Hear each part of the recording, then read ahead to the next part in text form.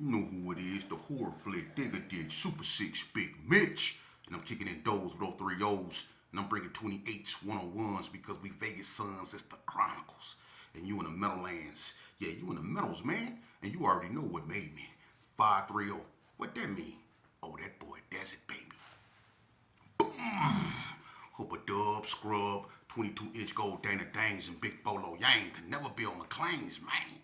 Nah, welcome to Vegas Chronicles with the host, Super 6, Big Mitch. And today, like any other day, y'all know what we do, man. Come on, man. Y'all see me rubbing my hands. We kick actual factuals with no additives or no preservatives. Just raw and uncut. Like what? Like summer sausages and crackers. Y'all already know. Shout out to everybody that's been rocking with your boy, man. Shout out to everybody that's been rocking with my platform, man. You know we building it brick by brick. You know, Rome wasn't built overnight, but it was built. And that's what we on. You know, we go build it brick by brick. But shout out to everybody that gave me feedback on my video I did yesterday concerning 28th Street. I got a lot of feedback from that video. And, you know, to go over that in regards to 28th Street, you know, and first let me say, you know, no disrespect to 28th Street, man. 28th Street is a Vegas-bred neighborhood in all its purity, just like Herbie Gershon and Marble Manor and Madison Terrace and Donna and all them other neighborhoods. So it's no disrespect. But, you know, the truth is the truth. And people have, you know, for whatever reason, you know, took it upon themselves to come on here and say stuff, you know what I mean? My thing is this here, man. We not trying to promote no racial nothing over here or no animosity toward 28th Street. But facts are facts. And one guy even got on here that was a Sanchuco and said that 28th Street is no longer the biggest Hispanic gang in Las Vegas, that the Sanchucos are, because 28th Street only have 3 cliques and the Sanchucos have 6 now. My thing is this here. I have no dog in that fight, and you know that's not one thing I'm trying to sit here and do. 28th Street is a very old gang, but it has black presence. Blacks have history down there. You know, the Bloods, you know, was on 28th Street, the 60s. You know, they even had an M Wood clique over there. I went over yesterday, which consists of, you know, a mixture of Gersons like Smack, Quest, you had Ocean, I think the Blood Cat Slim, you know, and a few more up over there that was from, you know, Elmwood and all that. So the 28th Street had a black presence over there, so it was more diverse. And plus, you know, me growing up, I was cool with a lot of 28th Streets. Like I say, OG Rabbit and Flacco, Nelson Delgado, that was my partner right there. You know, OG Mayate, Tim, that was my partner right there. It was a bunch of 28th Streets. And I'm going to tell you my closest comrade from 28th Street that I go all the way back, you know, way back to childhood. And that's Juan, OG Clown from 28th Street. You know, it ain't nothing but love. Like, you know, look, man, when it come to 28th Street, wasn't nobody trying to disrespect them. Ain't nobody sneak dissing. I'm too old to be doing any of that. What I'm doing is bringing real history and clarity. Some people might not like it, but it's the way it is, you know. The blacks were down there on 28th Street. To close this out, 28th Street is the oldest Hispanic gang in Las Vegas. It's a Las Vegas bred gang, and I'm going to just leave it at that right there. If you want to know anything about 28th Street and what I said, you can check out my video. I want to go over something real fast. I want to tell y'all a story. You know, in regards to one of my auntie closest friends, her name was Alberta. And this goes out to her family. I did not know Alberta and the female I got into it with, and I think she was a blood, Nell.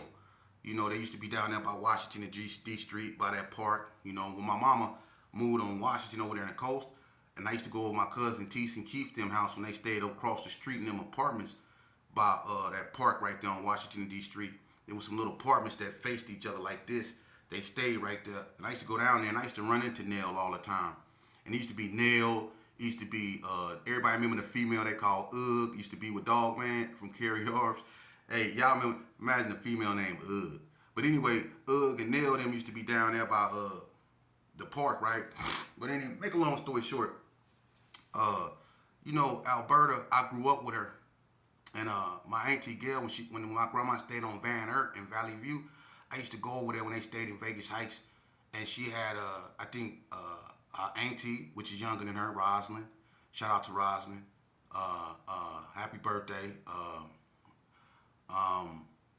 And they had brothers. I think I used to play with the one. I think his name was Dennis, if I'm not mistaken.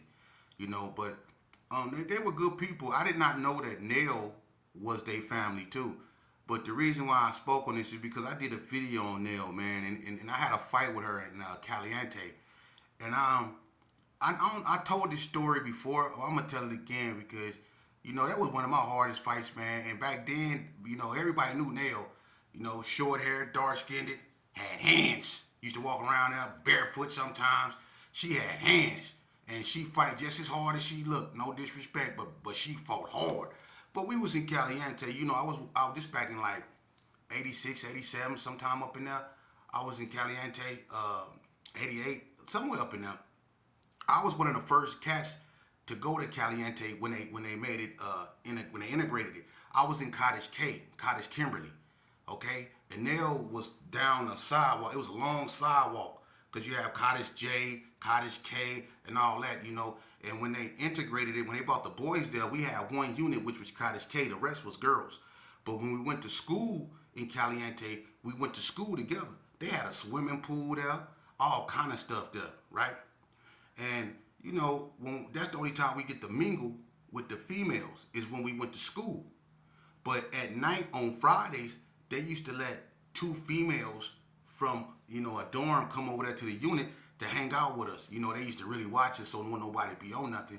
But everybody remember when they used to let like two females come watch movies with us on Fridays and Saturdays because that'd be movie nights, But anyway, one day we in school, right? Now, this around the time, the situation with L happened, and gang banging was really cranking back up. We was rocking the spot builts, you know what I mean? And everybody was, really starting banging, right? So that's when that 3 to the heads, disrespect thing was really popular. And to make a long story short, man, me and Nell was in class, man, and she was I didn't know Nell was a blood, but that's what she was. And we got into it. Make a long story short, we was disrespecting each other, and I don't know what happened, but I'm gonna just get right to it. We got to scrapping up in there, and we was scrapping hard too. And at first, I'm from Elko. I've been in Elko. I've been lifting weights. I was on a wrestling team. I got a little chest on me, so I got a little confidence about my hand game now. I've been up there fighting with Spanky P and all, and Lil Dave and all them. I'm up there with the real ones. So when I come over into this girl institution, I'm thinking, man, I'll blow through anything up and around here, man. Y'all got me messed up. And I just came from the house, you know what I mean, from the incident that happened in Explorer Dorm. For those that know. You know what I mean? Y'all remember the incident concerning me and Miss Pat in Explorer Dorm? I don't need to go through that, but y'all remember that? Why they ended up sending me to the, and they sent me to Caliente. But look, me and Nell, we in there scrapping. Now look, I'm thinking, oh, she came with me. This is a female. Just a female. You know what I mean? She got a reputation, but she's still a female. That's what I'm telling myself. I got to tell myself something because I knew from day one Nell had hands. You know what I'm saying? So I'm thinking, but I got a little hot chest on me. I'm hitting about 235 on the bench. You know what I mean? I ain't scared of nothing. So look, we get to scrapping. We throwing them. About 7, 8, 9 seconds in the fight, I knew right then and there I should have tied my shoes up a little bit tighter. You know what I mean? Because she was moving me around. She was working me. But don't get it twisted. We was scrapping. Boom, boom, boom, boom. We was scrapping. We was going blow for blow. I mean, we was going blow. It was like I was fighting a dude. For real. We was going blow for blow, right? So I was like, when we locked up, I'm like, she can't do nothing with me. Man, I was trying to slam her and I couldn't slam her. And somehow she wiggled away from me and she swung and she hit me in the body. Hey, look, I put her in a headlock. But when she hit me, the force was so, she hit me in the body, she hit me in the right spot, man. I swear to God, it felt like I had to take a gangster immediately. I had her in the headlock, right? And we was going around in a circle. I kind of moved my body this way, and you should have seen the facial expression I had, because she hit me with a cold body shot. But I had her in the head, a headlock, and I wasn't finna let that go, right? Because my stomach hurt. Man, I moved to the side like this here, and I'm gonna keep it so 100 with you. I farted so long and compassionate. I'ma just keep it 100. I had to. She hit me. I said, man, look. Hey, look.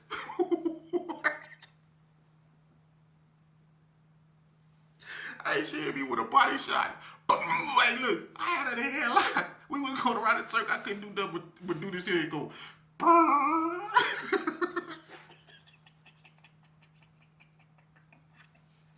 Hey, she hit me with a body shot. Hey, and then when she hit me, though, I ain't want to fight no more. I'm looking at the teacher now. What you sitting up over there looking at us for, man? Get up over here and break this up, man. Man, I gotta use the bathroom. She hit me hard to bub. But now listen though, man. I did not know that Nell passed away, man. It's hard for me to really get into the story because I found out she's no longer here, man. But that was one of my hardest fights, man. She hit me with a she hit me with a cold body shot, man. And I fought it, man. Look here. Shout out to Nell, man. Shout out to Nell, man. And shout out to Nell family, man. You know, we really lost some real ones, man. They don't make them like that no more because Nell didn't care. She was cool. She didn't care who you was. She just stood on what she stood on, you know, and she was down, you know what I mean? We talk about the girl bugs, you know, the Dana Danes, the Tanya Washingtons, you know, and the Felicia Howes, the Felicia Days and stuff like that. But we don't give people like Nell their props. And Nell was just as hard as all of them, man. I'm serious, man. She just did her, you know. But shout out to Nell, shout out to their family, man. And another thing I want to say, man, right before I got caught up, I was in the Brownies, and my auntie Gail used to stay right there on Gerlach with her man Mike. That's where all Gail daughters really come from, the Brownies. And I remember sitting on the couch with Alberta over Gail house, and my earrings, the holes in my ears was closing. And I remember Alberta took off her earring, and she opened the holes in my ears back up. And she used to tell me how big I got because she remembered me when I was a little boy over there in Vegas Heights running up behind Gail, a.k.a. Baby Girl. Gail, remember when you used to call yourself Baby Girl? And y'all had, you and Alberta them used to have that, y'all little writings on y'all shirts. Y'all used to be partners, y'all, man. Y'all fought together. Y'all did everything together, man. You know, and I did not know when I was talking to her because she was so full of spirit, so full of life, man. Alberta just made you smile, you know. When I was a little kid, I used to love running up to her and hugging her, man. I never seen Alberta frown up. I never seen Alberta frown up. Every time I seen her, she was always high in spirit. She was cool. But I remember I talked to Gail when I caught up and I went to the county jail, man, and I called home. I think that was in '93 sometimes. 93, it was in the 90s, the early 90s sometime, man. And she told me what happened, you know, with Alberta, man. And that really affected me, man, because that was like a auntie to me, man. And I'm kind of getting emotional because the last thing Alberta told me, she said, boy, I remember when you was a little kid. She said, you used to be smart. You still smart, Terrell? Yeah, that's what they say, Alberta. Rest in peace. Man. Wow. Shout out to her family. That for her family like my family. Much love, Nell. I didn't even know she was gone, man. But look, let's move on. Anyway, man, I want to talk to y'all about something. You know, when I did that video on 28th Street yesterday, I learned a lot of stuff, man, about not just what I was saying, but, you know, about words. And I'm going to tell you something about words, man. Words have the power you give them. For instance, let me ask you guys a question. And before I do that, let me say shout out to Muck from Valley View. Shout out to Bun Bun from Wrigley Estates, man. Y'all been rocking with me on this platform, man. I appreciate what y'all doing for me, man. And I promise you, and everything I stand for, I'll never forget it. I promise you that. That's on me. But shout out to Muck and Bun Bun, man. But anyway, let me ask y'all something. What if a dude came up to you, I'm serious, and they said, F you and your dead homies? If he came up to you and he said, F you and your, what would you do? Now I know. A lot of y'all saying right now, I'll do this to him. Oh, he won't even get the rest of that sentence out of his mouth before I do this to him. For real? Let me explain something to you. Because a lot of y'all always like to say this, I'm a man before I'm anything. And you want to be respected as a man. Well, let me tell you something. Words only affect little boys and females. Words don't make or break men. So if a man come up to me being 50 years old, as much as I love my childhood comrade, and they say, F your dead homies, I'm too old to have dead homies. I'm 50 years old. I'm a man. Words don't make or break me. You have to understand that. And that's been one of our biggest hindrances, is because we let words define us. The only thing that can define a man is his actions. For real. But what makes us react the way we do to words? Like, for instance, a lot of drama gets started when a Crip call a Blood the S word, or when the Blood call a Crip the C word. Oh, he disrespected me, Blood. Oh, he disrespected me, Crip. Now what?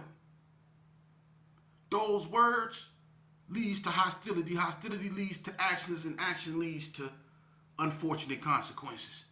Then, now you somewhere you don't want to be, whether it's under the grass or behind bars, because of words.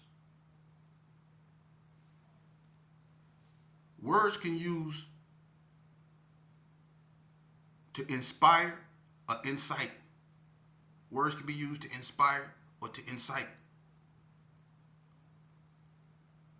My thing is this here. We as men, especially us gray-haired ones,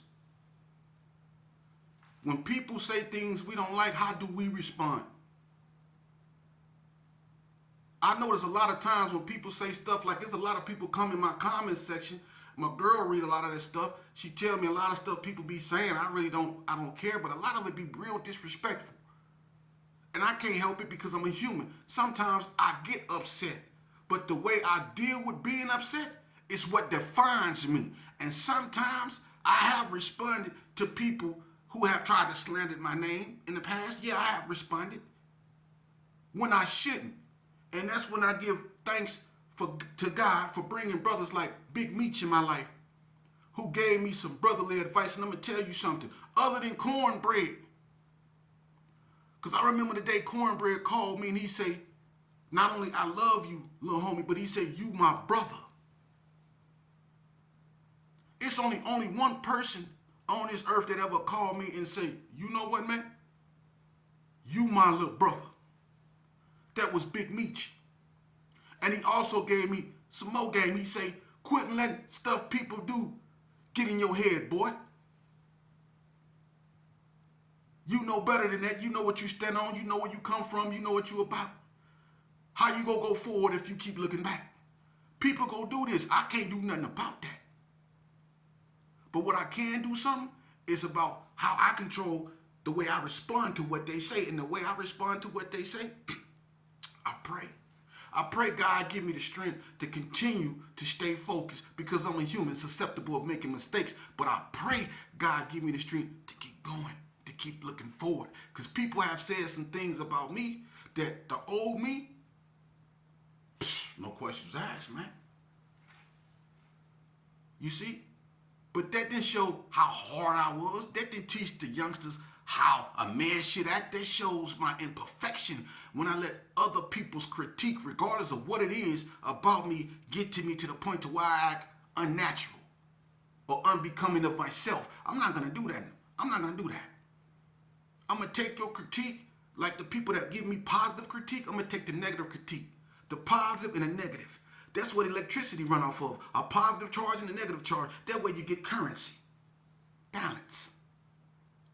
So you can always have people telling you to do right, and you can always have people telling you ain't worth nothing. You see?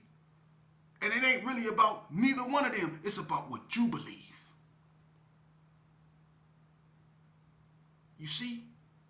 And if we listen to that inner voice that we have in our head, the one we always ignore, that inner voice, yeah, the one that tell you, hey man, don't get in that car.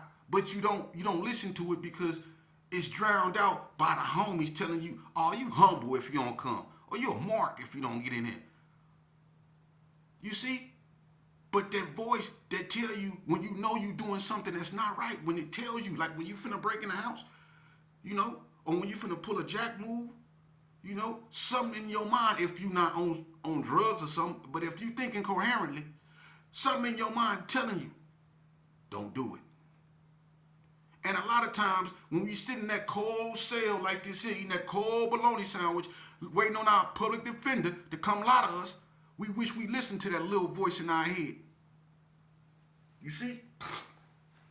When you don't listen to your parents, when you don't listen to nothing around here, your last line of defense is that little voice in your head.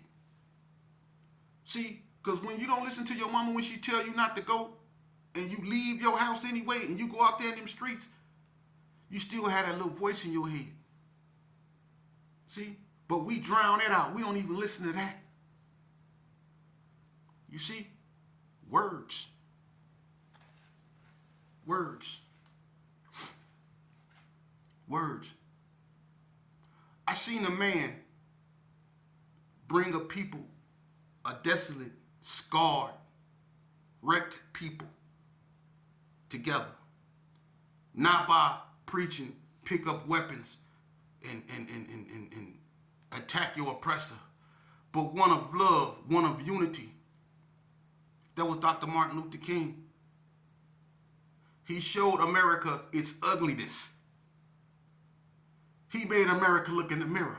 And he didn't do it by raising a weapon. He did it by trying to love his oppressor. Some people say that was his worst mistake.